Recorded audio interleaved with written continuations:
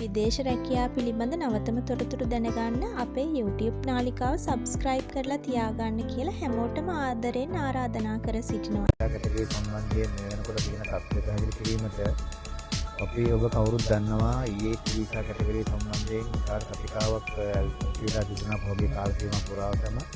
ඒකදී මේ රාජ්‍ය පත් වුණාට පස්සේ පසුගිය කාර්යමන් වෙලා තිබිච්ච වැඩපිළිවෙල කාර්යක්ෂම කරමින් අපිට ඒ සම්බන්ධයෙන් සාකච්ඡා පටන් අරගෙන කැබිනටෙන් අප්‍රූව් කරා අපිට ක්‍රියාවලිය කරගෙන යන්න විදිහට මේ වෙනකොට අපි ගොඩාක් පියවරක් ඉදිරියට ඇවිල්ලා තියෙනවා. ඒ පියවර කැබිනට් අනුමැතිය ලැබුණාට පස්සේ ඊයේ ප්‍රොසෙස් එකේදී අපට අවබෝධ වීමක් අත්සන් කරන්නට හැකියාව ලැබෙනවා. ඒක නුදුරු දිනකදී ප්‍රත්‍යක්ෂ වේ කාලයක් ඇතුළත අවබෝධ වීමක් අත්සන් කරාට පස්සේ පළමුවෙනි කණ්ඩායම වශයෙන් අපට ලංකාවෙන් අපේ ශ්‍රමිකයන් ඊයේ කැටගරි යටතේ කෘෂිකාර්මාන්ත රැකියාවලට දකුණු කොරියා රාජ්‍යයට යවන්න පුළුවන් වෙනවා.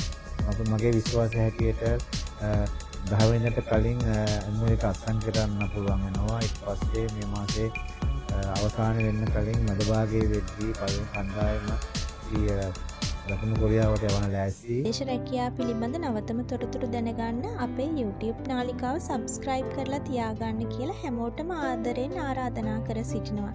ඉතින් සියලු දෙනාටම සුබ දවසක්.